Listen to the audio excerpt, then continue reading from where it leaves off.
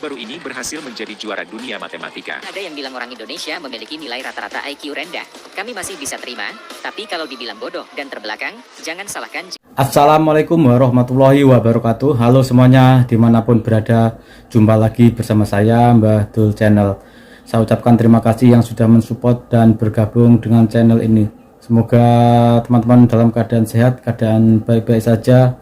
Semoga dipermudah, diperlancar urusannya dan selalu dalam keadaan bahagia.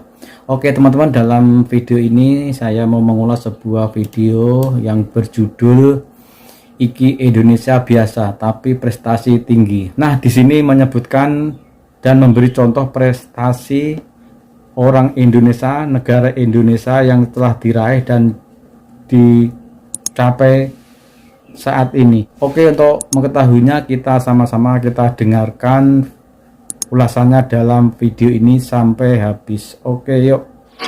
Negara tercinta kita Indonesia sering diremehkan negara-negara lain, utamanya tetangga, dengan mengatakan negara IQ rendah. Kita tidak menampik karena itu adalah sebuah data dan fakta. Justru, inilah yang membuat bangsa Indonesia semakin bersemangat untuk menunjukkan bahwa nilai IQ bukanlah segalanya. Lagi satu lagi, kalau kita bercerita tentang IQ, di mana rata-rata di bawah ASEAN kan. Tapi memandangkan penduduk Indonesia yang cukup besar kan, maka golongan yang di atas itu punya IQ yang tinggi. Mungkin 100 juta rakyat Indonesia punya IQ yang tinggi. Jadi rata-rata disamakan dengan orang ber-IQ rendah, maka jadi rendah lah. Tapi sekurang-kurangnya 100 juta rakyat Indonesia itu ber-IQ tinggi. Itu memang satu daripada 3 orang dia punya IQ yang lebih tinggi ya. Jadi sumber daya manusia itu cukup untuk membuat Indonesia itu maju ke depan. Kena faktor penduduk, sumber daya manusia. Kepandaian yang hakiki tidak bisa dinilai mutlak hanya dengan tes pendek semacam itu. Terlebih tes menggunakan bahasa Inggris yang tidak banyak masyarakat Indonesia bisa memahami soal dan jawaban. Jika hanya soal kepandaian, saya bisa menjamin ada banyak sekali orang-orang pintar di Indonesia. Terbukti dengan banyaknya gelar juara satu sains tingkat internasional yang disabet oleh putra-putri Indonesia. Bahkan anak dari daerah Indonesia Timur NTT saja, baru-baru ini berhasil menjadi juara dunia matematika. Jadi, jika ada yang bilang orang Indonesia memiliki nilai rata-rata IQ rendah, kami masih bisa terima, tapi kalau dibilang bodoh dan terbelakang, jangan salahkan jika Indonesia akan balas dengan substansi lainnya yang lebih konkret. Dalam hal ekonomi misalnya, sampai detik ini, Indonesia telah mengalami surplus perdagangan 33 bulan secara beruntun termasuk dengan Amerika. 30 bulan berturut-turut Indonesia mengalami surplus perdagangan. Berarti 3 tahun kebelakangan Indonesia punya neraca perdagangan yang plus. Berarti kalau dibawa ke depan sehingga 5 atau 10 tahun yang surplus, maka ekonomi Indonesia akan bangkit cepat kerana surplus perdagangan. Plus perdagangan 33 bulan secara beruntun termasuk dengan Amerika. Dan saat sekarang, Indonesia sudah memasuki proses transisi surplus neraca perdagangan dengan China. Tentu hal seperti ini tidak bisa dilakukan jika hanya mengandalkan kepala negara. Masyarakat sangat berperan aktif dalam menaikkan taraf ekonomi suatu negara. Jika teman-teman sebagai pengamat ekonomi mungkin akan mengerti alurnya, tapi jika hanya pengamat tanggung, hal ini justru terlihat seperti sebuah keanehan. Pasalnya semua ini terjadi di saat pemerintah sedang gencar-gencarnya menerapkan larangan ekspor bahan mentah yang selama ini menjadi tumpuan ekonomi bangsa. Rumus surplus sendiri adalah nilai ekspor suatu negara lebih besar daripada impor. Ini artinya, masyarakat dan pemerintah semakin cerdas dalam menaikkan nilai-nilai komoditas ekspor di luar bahan-bahan mentah. Yang terakhir, perubahan besar itu ada di mana? Kelihatan di perdagangan kita. Coba dilihat.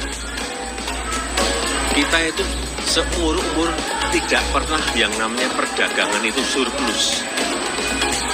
Selalu defisit, selalu minus.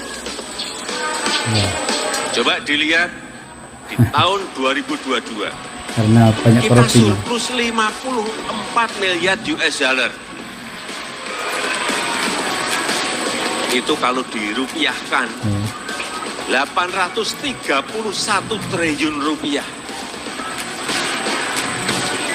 Kita sekarang ini surplus terhadap Amerika.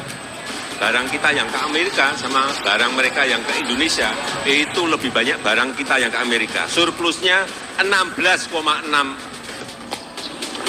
Jadi dengan China defisit 1,7 bilion US dollar atau 1,7 miliar US dollar lah. Tapi di catatan di Tiongkok ini menunjukkan surplus bagi Indonesia. Tapi catatan di Indonesia tu minus.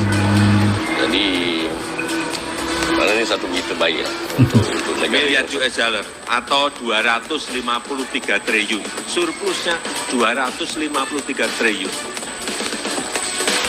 Dengan India, surplus kita 14,1 billion US dollar atau dirupiahkan 215 triliun rupiah. Dengan Uni Eropa sama, kita surplus juga besar 9,8 billion US dollar atau 149 triliun rupiah.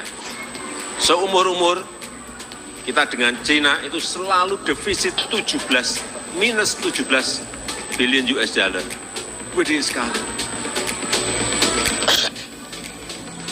Sekarang catatan kita, ini di catatan kita masih dengan China masih minus 1, tapi tinggal 1,7 billion US dollar.